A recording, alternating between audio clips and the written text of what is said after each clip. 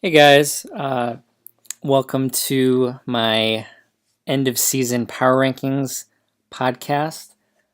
Before we jump into the draft for the 2018 season, I just kind of wanted to recap what we did on the 2017 season, update what I did from the mid-season rankings, see how everybody changed or improved.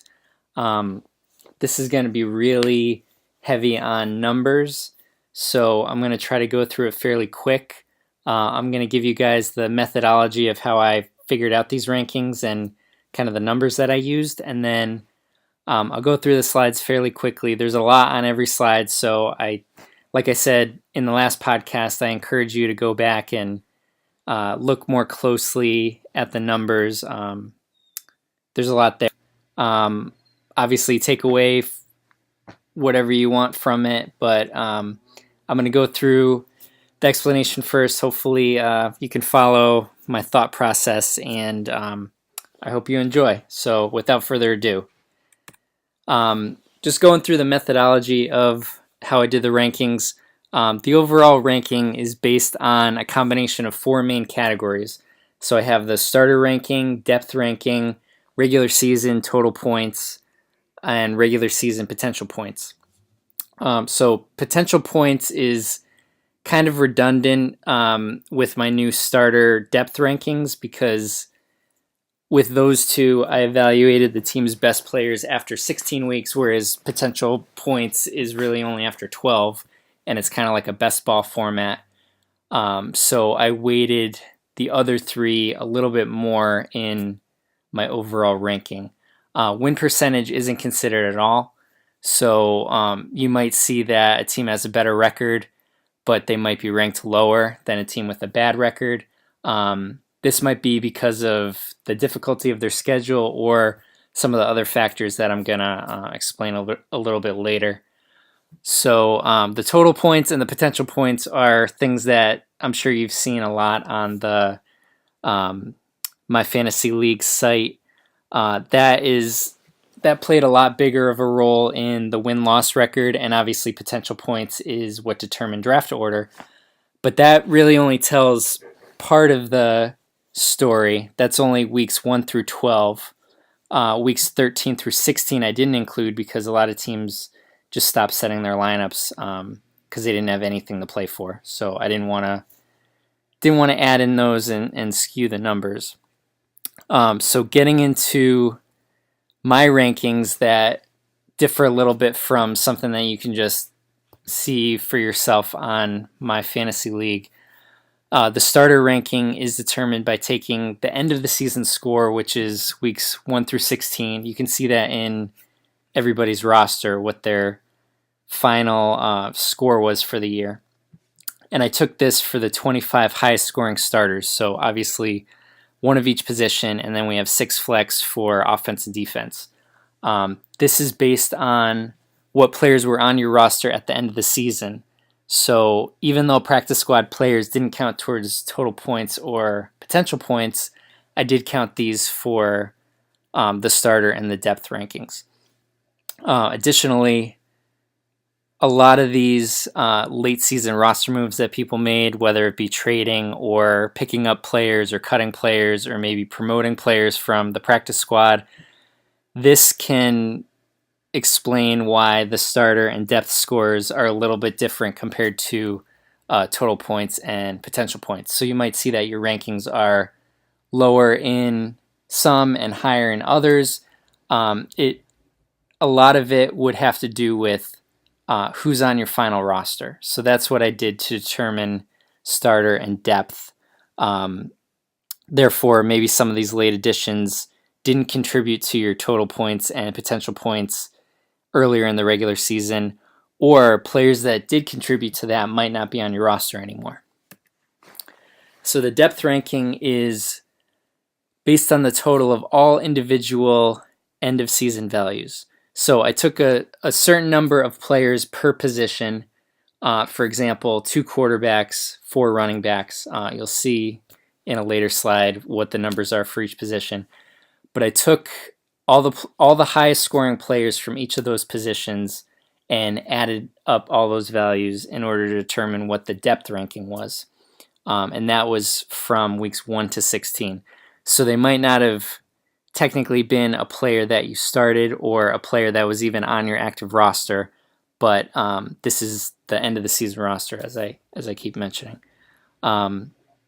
If the depth ranking or positional rankings seem low compared to the starter total points or potential points, that's because you only need one player of any given position to field a starting lineup. So obviously you could have a great lineup, but if you don't really have anyone behind that, it's going to hurt your score.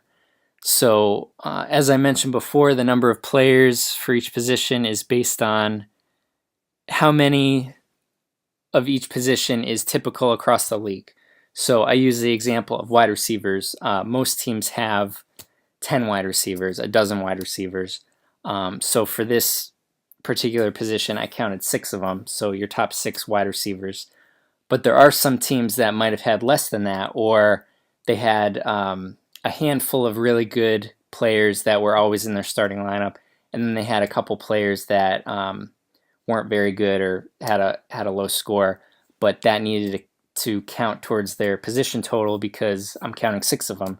So if you were to go even further and say that there was only 5 wide receivers, obviously to account for that 6th position, that last one's going to be a 0, so that's going to lower their overall score. Other common examples were quarterbacks, running backs, and cornerbacks. I know some teams didn't have 2 solid quarterbacks to use, so even if their starter was good, that's going to lower their overall quarterback score. And then a big thing to emphasize here is we're only looking at the quantitative data from 2017. So this is not a prediction or analysis of how teams are going to perform next year or what they could have done in 2017.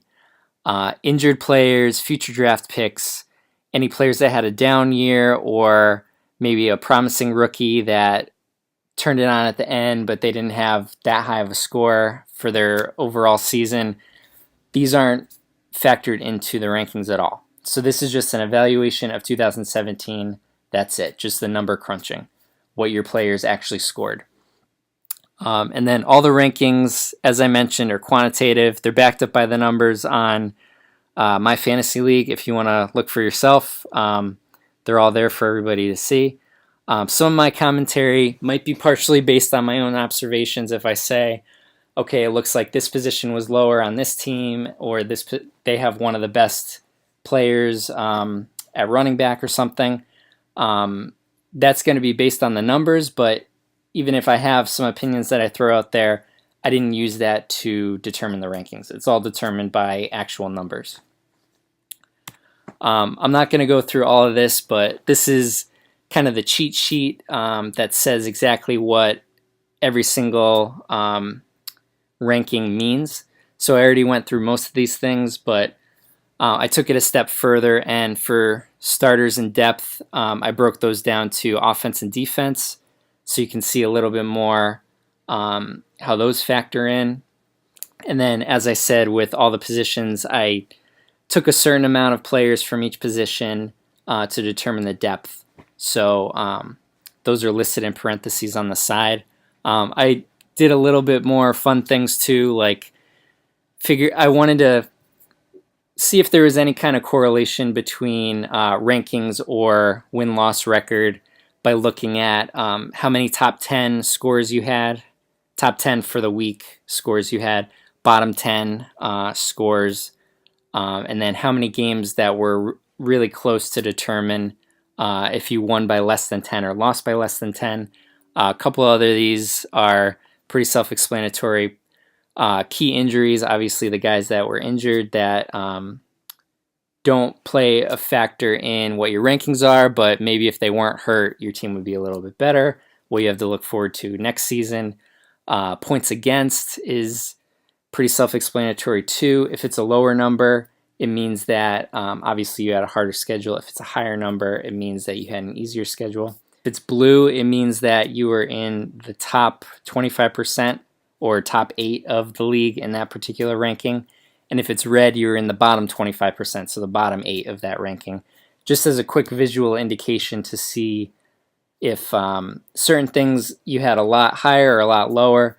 If it's just the standard black, it means kind of middle of the road. In between that, you're in that middle 50%.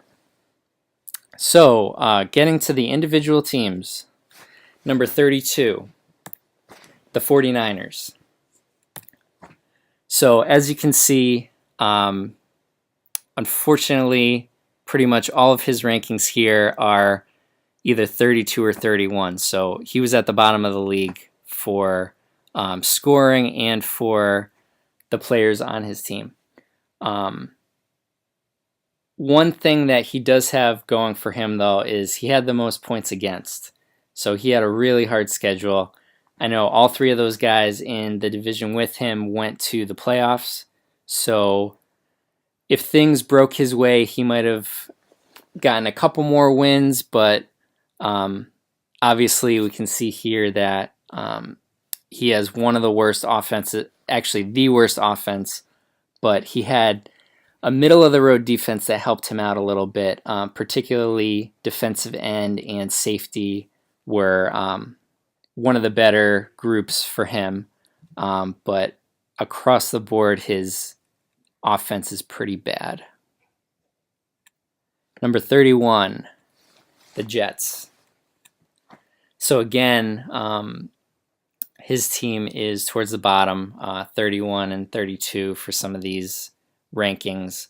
The thing with him is his defense was one of the worst, but his offense started to get a little bit closer to middle of the road, still on the lower end. He actually had really good running backs. I know Alvin Kamara was on his practice squad, so that didn't count towards his regular season totals, but that does help his overall roster. Obviously, he's got a lot of rookies, so that plays into some of these lower scores. But he does have a couple more middle-of-the-road positions. Number 30 is the Jaguars. So with him, he is on the lower end for starters and for the points scored during the season, but his depth is starting to get a little bit better. With him, his weakness here is his offense. His defense is quite a bit better. He's pretty high ranked for defensive tackle and safety, but running back over here is what's dragging him down. His wide receivers and tight ends are starting to get on the higher end, so that helped him a little bit. Number 29 is the Patriots. So here, his starters are starting to be middle of the road, but his depth and then the points scored in the regular season is what's lowering him here. His depth and starters at offense are middle of the road.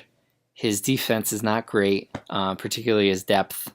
So what's really dragging him down here is he has some of the worst defensive tackle, defensive end, and safety.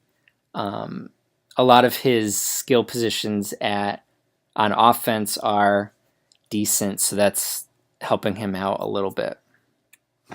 Number 28, the Giants. So with him, starting to get a little bit better than these teams ranked below him. His depth is middle of the road, but points scored for the season obviously is lowering him here. His offense is actually starting to approach a higher rank, but his defense is what's holding him back. His defensive starters are the worst in the league. What's really helping him here is his running backs. Todd Gurley scored either the most in the league or top 3 in the league at least. So that's really pulling his entire score up. So that's helping him out there. His quarterbacks were middle of the road, even losing Andrew Luck. So that helps there. And then his wide receivers and tight ends aren't great, but his defense, even though his defense is fairly low ranked, none of them are particularly bad. They're just overall kind of low. Number 27 is the Colts. So the Colts during the regular season, their score was starting to get more middle of the road. Even their starters and their depth is just on that cusp of lower 25%. He actually had one of the hardest schedules, so that obviously contributes to that. And then his offense is one of the lower ranked teams, but his defense is actually either middle of the road or starting to get a little bit better, particularly his starters, ranked 9 there.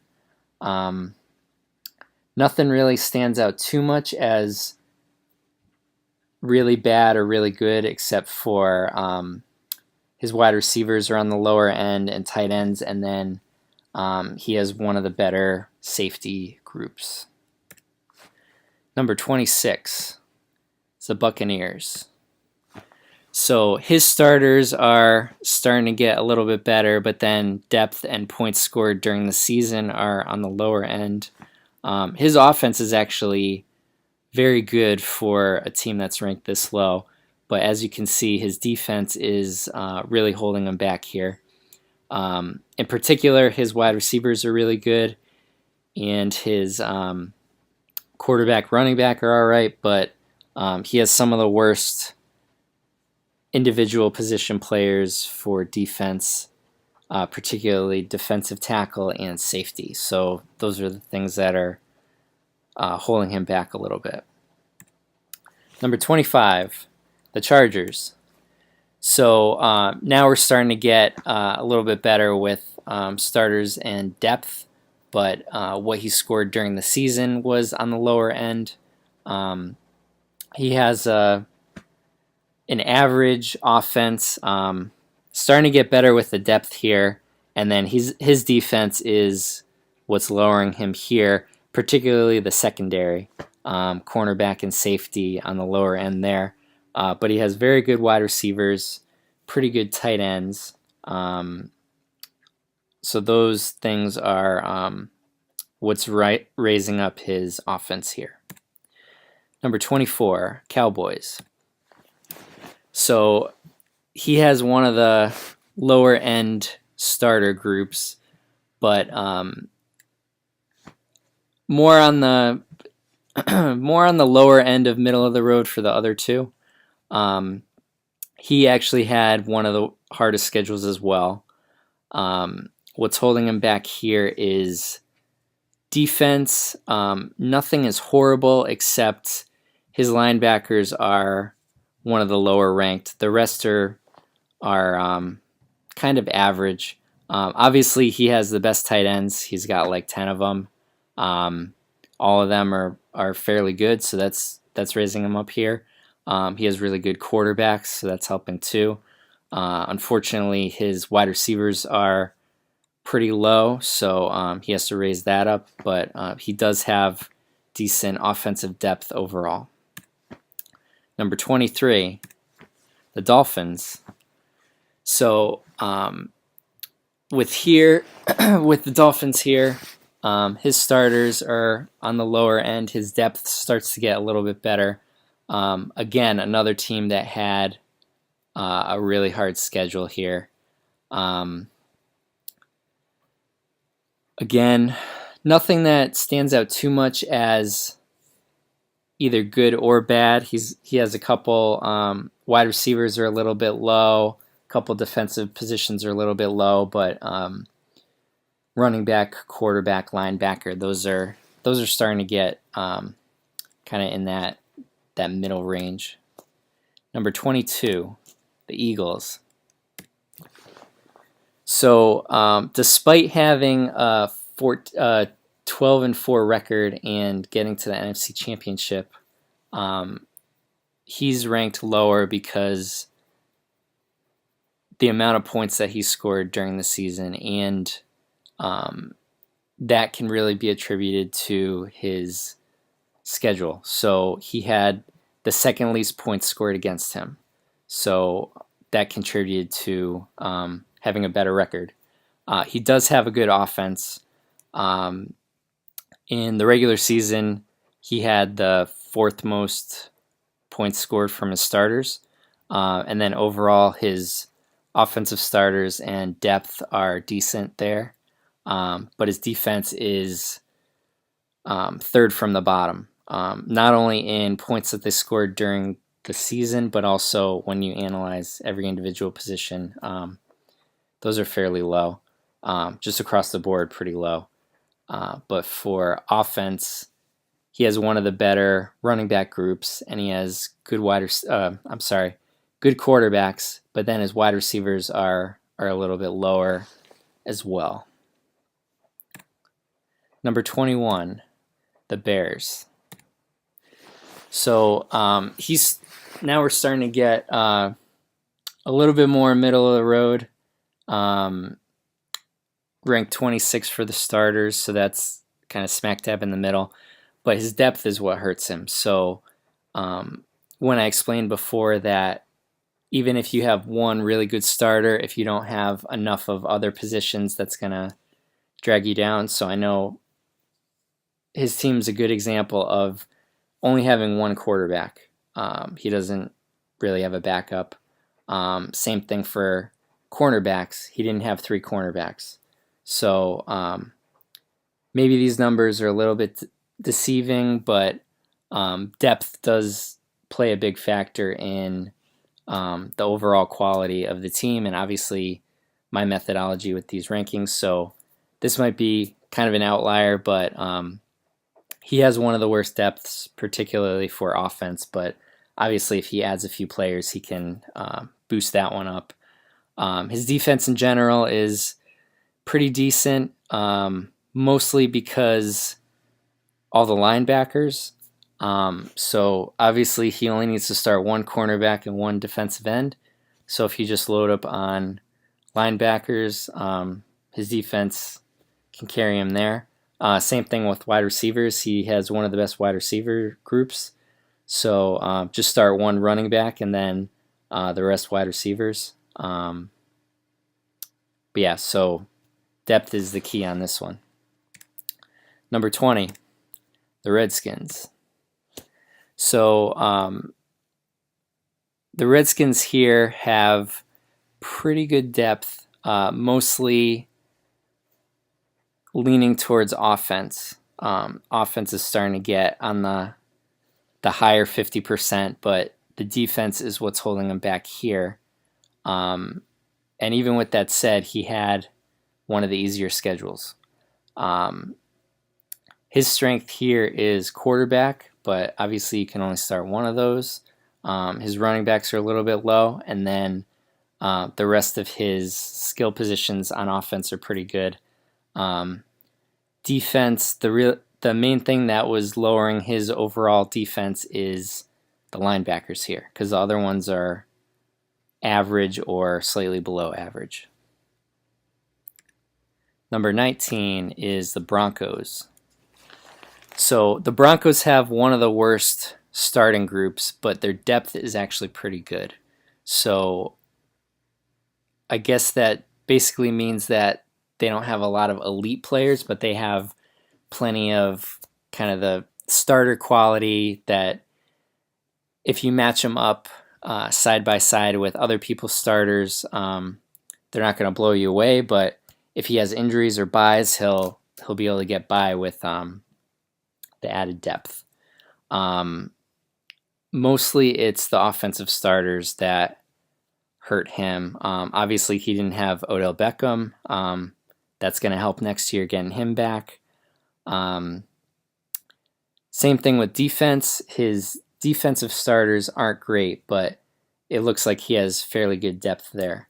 So his main strengths are tight end and cornerback. The rest of his defense is fairly average, and then his running backs are what's hurting him on offense there.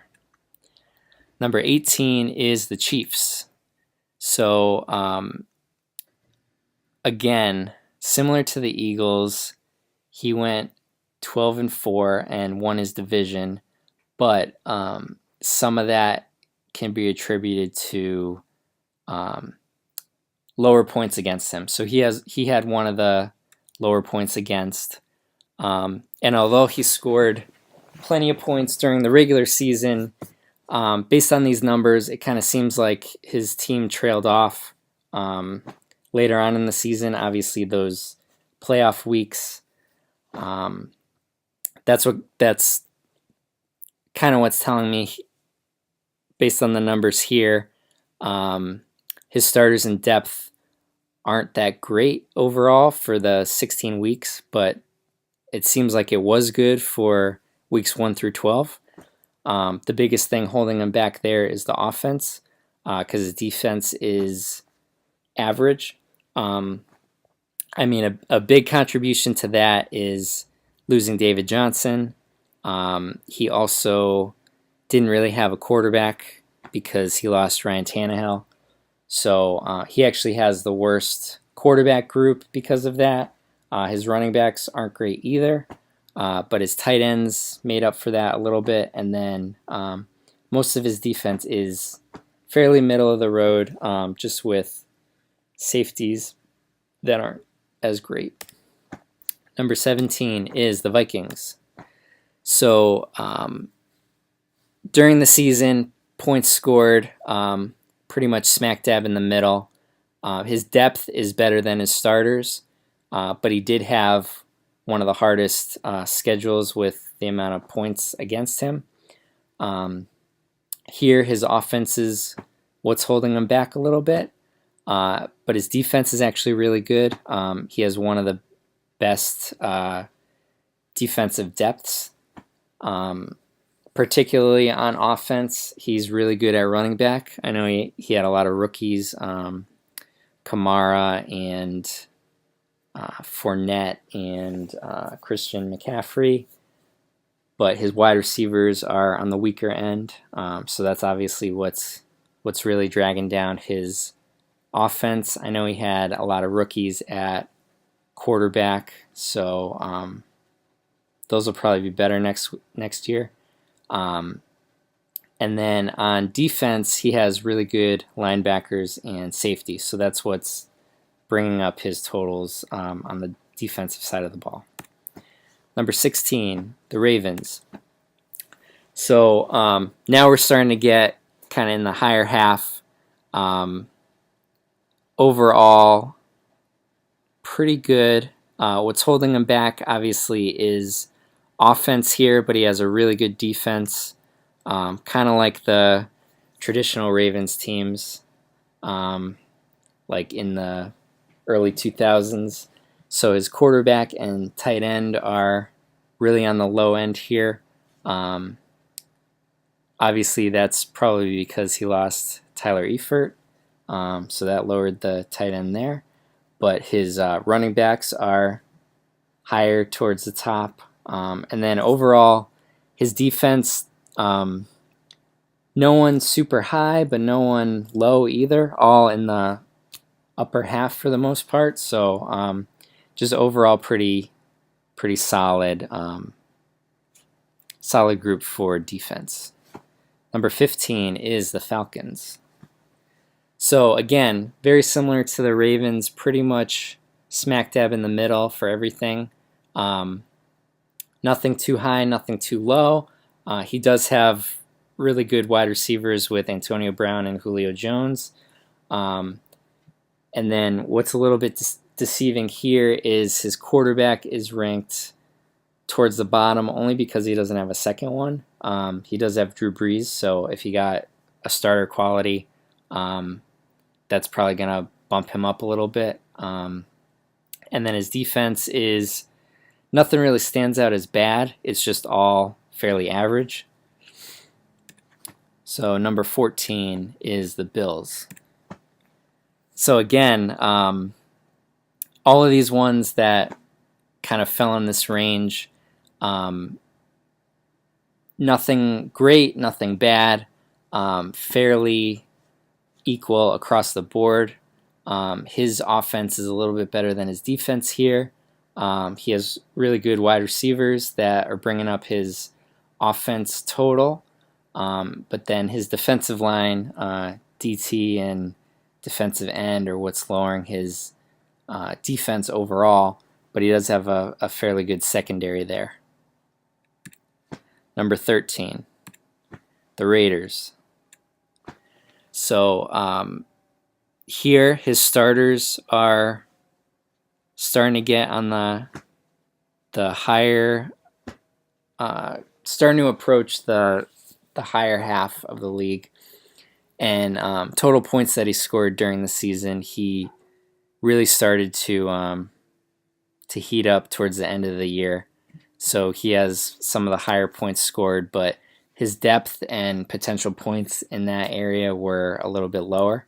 He kind of has a similar problem to the Bears. Doesn't have really... actually, their teams are very similarly compiled. They both have great wide receivers, great linebackers. Only one quarterback and running backs are a little bit weak, but I think the Raiders proved that you don't even need any running backs to win the Super Bowl.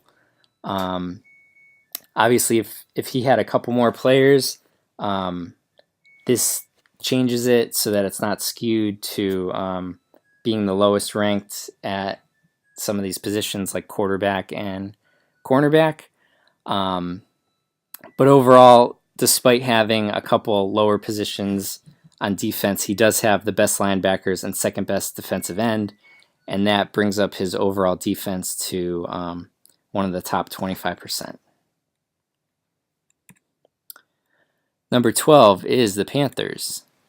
So this team is the most confusing to me as far as win-loss record compared to how good their roster actually seems. So he went 5-11, but based on my rankings, his starters were fairly good, and his depth was excellent. As you can see, though, the points scored for the regular season was towards the middle, so I have a feeling it's really just a matter of he didn't have very good starting lineups, or he just got unlucky with certain weeks. Maybe his players didn't put up enough points. Because overall, his offense and his defense are both good. Particularly the depth for offense and defense are both in that top 25%. Across the board, there's really nothing that stands out as bad. He has higher ranked quarterbacks and tight ends, and then higher ranked defensive end, but there's no red here whatsoever. So really just crazy how he ended up 5-11, even though this team's pretty solid as far as depth. Number 11 is the Saints. So again, another team that has great depth. His starters are pretty good too, and then during the regular season, he scored in the higher half. He did have an easier schedule though. So offense and defense are both pretty much the same. Both the depth is a little bit better than the starters.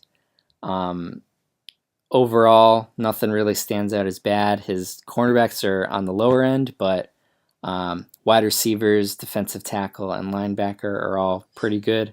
Nothing else is really holding him back here.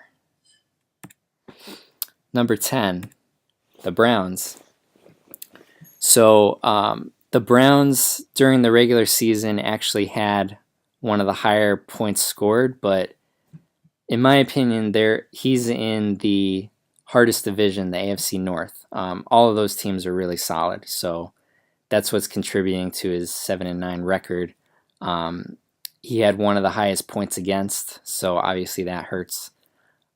His offensive starters are top 3 in the league, so obviously that's what's contributing to his rankings here. His defense is average. He has a couple positions that are lower, but then he has a couple that raise it up too. So, for example, here his running backs are really good, defensive end and cornerbacks are really good, and then he has a couple lower ones, tight end, defensive tackle, and safety. Number 9 is the Titans. So he has an excellent offense. Even though they're all old, and it's majorly win now, they're doing something right. They are scoring points now. So just across the board, everything's starting to get into that top 25% here. And I know for him particularly, offense, starters, depth, how much they scored during the season, all really high. Defense is kind of average. He has a couple positions that are lower on defense, but that high defensive tackle ranking is helping him a little bit, kind of offsetting that lower linebacker.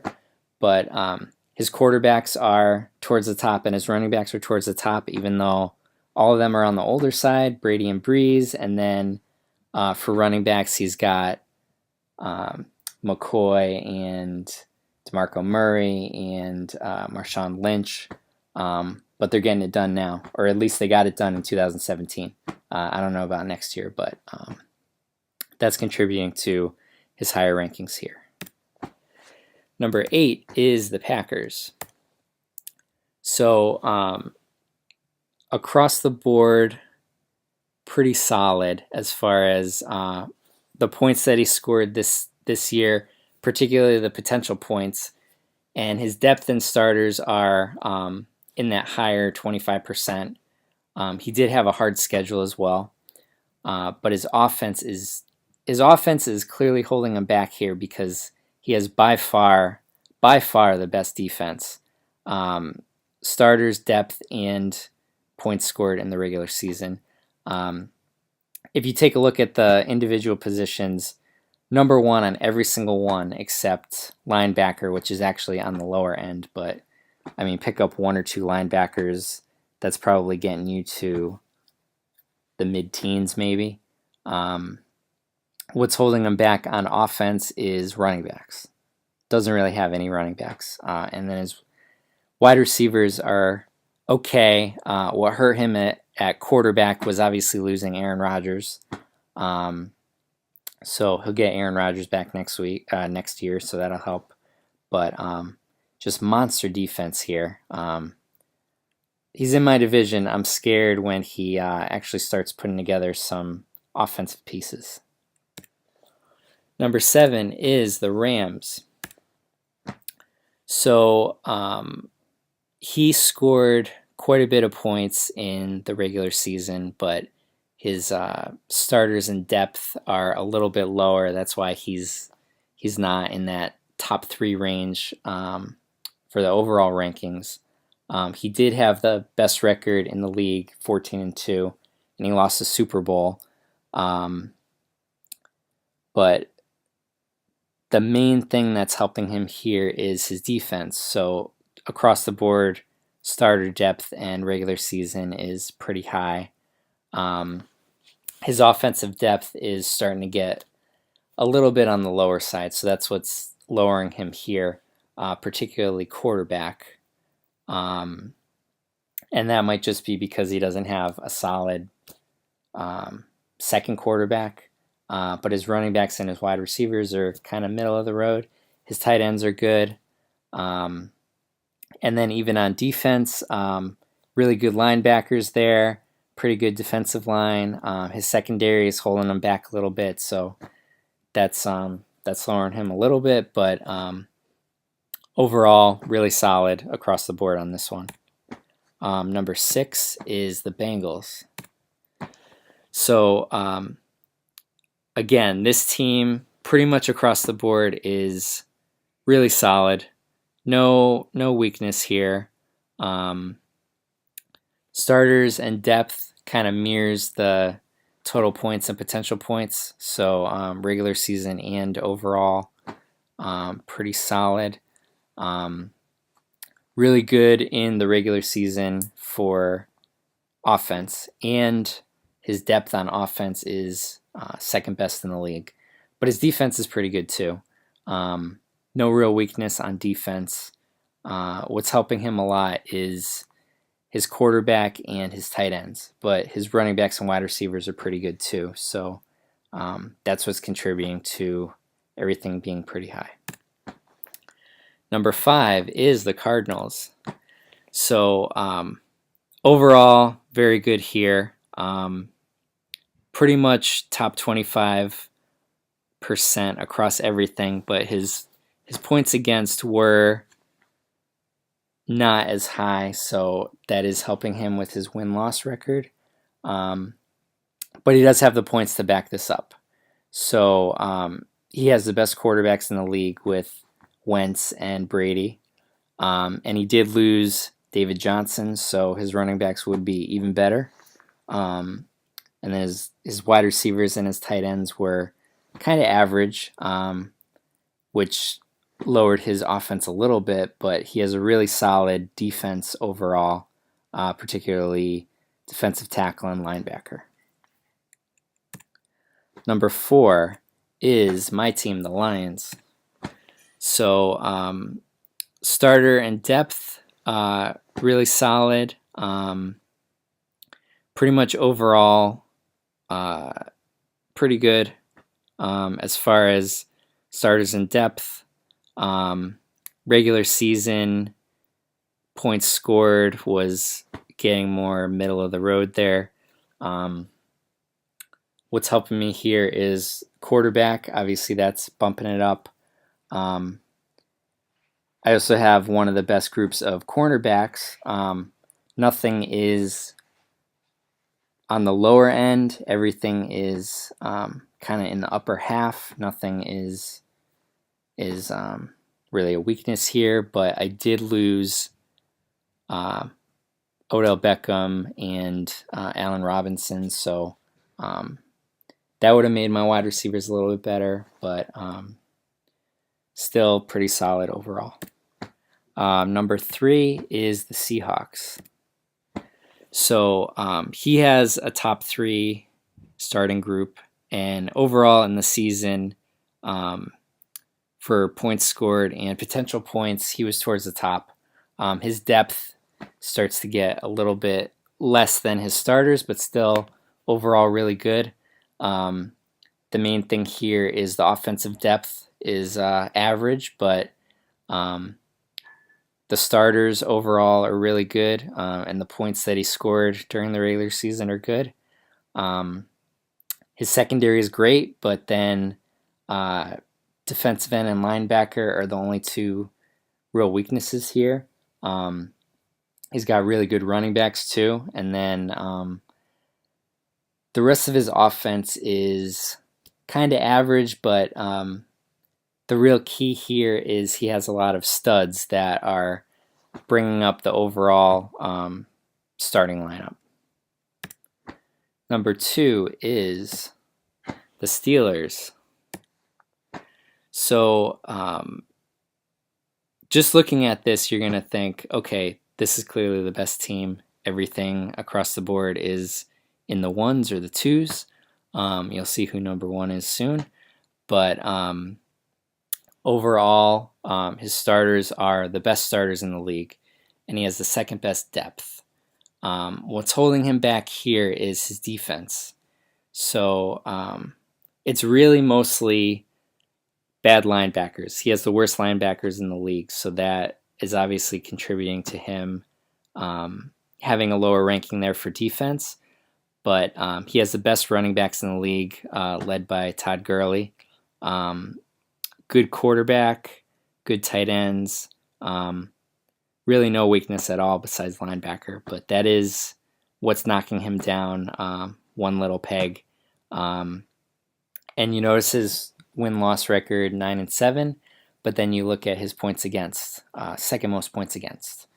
And I mean that contributes to having that record that wasn't good enough to get into the playoffs because, like I said, in my opinion, he has the best overall division. So they're beating up on each other. And then number 1 is the Texans. So just across the board, really, really solid. Pretty much the top on everything. His starters were second best, only behind the Steelers, but he has the best depth. And then during the regular season, he had the most points and potential points. As you can see, the offense and the defense, really solid starters, really solid depth. You will notice the only red on this page is points against. He had the easiest schedule, but it really doesn't matter because he had the points to back it up. So even if he did have a harder schedule, it probably wouldn't have changed much. Maybe 1 or 2 more losses, but just overall really good. The only thing that's not blue as far as actual positions is the one that's standing out is running back, but he does have Zeke. A lot of that was not only was he suspended some of the year, but he traded for him partway into the year, so that is what he didn't get as many points for the running back position. But yeah, overall, everything's really solid, and that's why he's ranked number 1. So I hope you guys enjoyed this podcast. I just wanted to wrap up 2007, kind of give my closing analysis on the season as a whole. I really enjoyed doing this. I know it's a lot to take in. I tried to go through fairly quick so that you guys didn't get bored of me talking about this stuff. And like I said, definitely dig into the numbers more. I tried to go through it quick, so there's a lot of information on these slides, so take a peek at that. And like I said, I hope you enjoyed this, and hopefully I'll do some more podcasts. I don't know how in-depth it'll be with the numbers. Probably not until the actual season gets underway, really digging into that, but I definitely like to partner up with maybe Jeremy and Charlie to do just like conversational things about 2018, kind of throwing out our opinions. But hopefully you guys like the number analysis. Thanks for watching it through, and good luck with the rookie draft.